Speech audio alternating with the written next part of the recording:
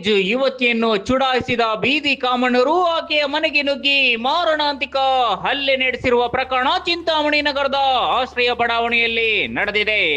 ಹಲ್ಲೆಯಿಂದ ತೀವ್ರ ಗಾಯಗೊಂಡಿರುವ ಬಿಇ ಪ್ರಥಮ ವರ್ಷದ ವಿದ್ಯಾರ್ಥಿನಿ ಎಸ್ ಮೇಘನಾ ಕೋಲಾರದ SNR ಆಸ್ಪತ್ರೆಗೆ ದಾಖಲಾಗಿ ಚಿಕಿತ್ಸೆ ಪಡೆದು ನಂತರ ಚಿಂತಾಮಣಿ ನಗರದ ತಾಯಿ ಮತ್ತು ಮಕ್ಕಳ ಆಸ್ಪತ್ರೆಯಲ್ಲಿ ಚಿಕಿತ್ಸೆ ಪಡೆಯುತ್ತಿದ್ದಾಳೆ.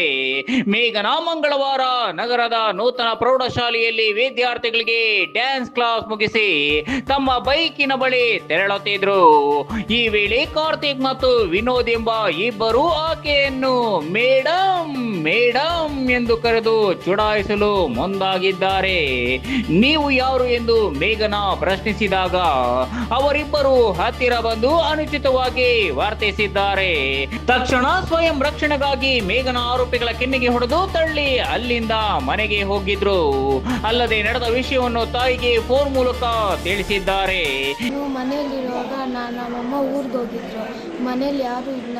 ನಾನು ನಮ್ಮ ಅಕ್ಕ ಇರುವಾಗ ಅವ್ರು ಯಾರೋ ಬಂದ್ಬಿಟ್ಟು ಜುಟ್ಟಿಟ್ಕೊಂಡು ಹೊಟ್ಟೆಗೆ ಹೆಂಗಂದ್ರೆ ಹಂಗೆ ಹೊಡೆದ್ಬಿಟ್ಟು ನಮ್ಮ ಅಕ್ಕನ ಚಾಕುವಲ್ಲೆಲ್ಲ ಕೊಯ್ದುಬಿಟ್ಟು ಮತ್ತು ನಮ್ಮ ಅಕ್ಕನ ಚಾಕುವಲ್ಲಿ ಕೊಯ್ದುಬಿಟ್ಟು ನನ್ನ ಹೊಟ್ಟೆ ಗುದ್ದುಬಿಟ್ಟು ಜುಟ್ಟಿಟ್ಕೊಂಡು ಹೊಡೆದ್ರು.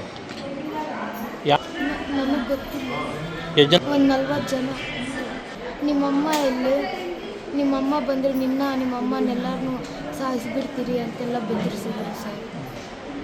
ಈ ಘಟನೆ ನಂತರ ರಾತ್ರಿ ಸುಮಾರು 8:30 ಸಮಯದಲ್ಲಿ ಕಾರ್ತಿಕ್, ವಿನೋದ್, ಶಾಲಿನಿ, ಕಾವ್ಯ ಸೇರಿದಂತೆ ಸುಮಾರು 10 ಮಂದಿಯನ್ನು ಗುಂಪು ಕಟ್ಟಿಕೊಂಡು ಬಂದಿರುವ ಆರೋಪಿಗಳು ಚಿಂತಾಮಣಿ ನಗರದ ಆಶ್ರಯ ಬಡಾವಣೆಯಲ್ಲಿರುವ ಮೇಘನಾ ಅವರ ಮನೆಗೆ ನುಗ್ಗಿ ನಮಗೆ ಹೊಡೆದು ತಳ್ಳುತ್ತೀಯಾ, ನಿನಗೆ ಎಷ್ಟು ಧೈರ್ಯ ಎಂದು ಕೂಗಾಡಿದ್ದಾರೆ. ಜೊತೆಗೆ ಅಶ್ಲೀಲ ಶಬ್ದಗಳಿಂದ ನಿಂದಿಸಿ ಹೆಂಗಸರು ಜುಟ್ಟು ಹಿಡಿದು ಎಳೆದಿದ್ದಾರೆ. ಕಾರ್ತಿಕ್ ಎಂಬಾತ ತನ್ನ ಕೈಯಲ್ಲಿದ್ದ ಮಡಚುವ ಚಾಕುವಿನಿಂದ ಮೇಘನಾ ಅವರ ಹೊಟ್ಟೆಗೆ ಚುಚ್ಚಿ ರಕ್ತಗಾಯ ಮಾಡಿದ್ದಾನೆ. ಮೇಘನಾ ಕೆಳಗೆ ಬಿದ್ದಾಗ ಕಾಲಿನಿಂದ ಒದ್ದು ಹಲ್ಲೆ ನಡೆಸಿ ಪ್ರಾಣ ಬೆದರಿಕೆ ಹಾಕಿದ್ದಾರೆ. ಬಟ್ಟೆ ಹರಿದಿದ್ದಾರೆ. ಈ ಗಲಾಟೆ ಕೇಳಿ ಪಕ್ಕದ ಮನೆಗಳವರು ಬಂದಾಗ ಆರೋಪಿಗಳು ಪರಾರಿಯಾಗಿದ್ದಾರೆ ಎಂದು ಚಿಂತಾಮಣಿ ನಗರ ಠಾಣೆಗೆ ನೀಡಿದ ದೂರಿನಲ್ಲಿ ವಿವರಿಸಲಾಗಿದೆ.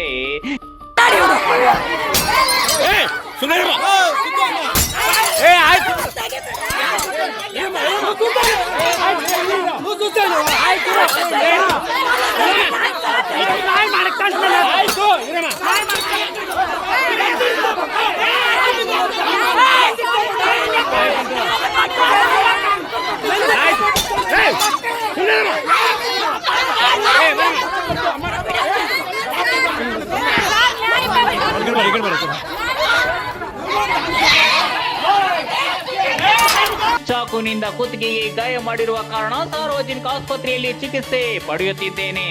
ವೈದ್ಯರು ಹೆಚ್ಚಿನ ಚಿಕಿತ್ಸೆಗಾಗಿ ಕೋಲಾರಕ್ಕೆ ಕಳುಹಿಸಿದ್ರು. ಅಲ್ಲಿ ಚಿಕಿತ್ಸೆ ಪಡೆದು ವಾಪಸ್ ಬಂದು ನಗರದ ಮಹಿಳಾ ಮತ್ತು ಮಕ್ಕಳ ಆಸ್ಪತ್ರೆಯಲ್ಲಿ ದಾಖಲಾಗಿದ್ದೇನೆ ಎಂದು ಮೇಘನಾ ಪೊಲೀಸರಿಗೆ ನೀಡಿರುವ ದೂರಿನಲ್ಲಿ ತಿಳಿಸಿದ್ದಾರೆ. ಘಟನೆ ಕುರಿತು ಪೊಲೀಸರು ಪ್ರಕರಣ ದಾಖಲಿಸಿಕೊಂಡು ಮುಂದಿನ ಕ್ರಮ ಕೈಗೊಂಡಿದ್ದಾರೆ.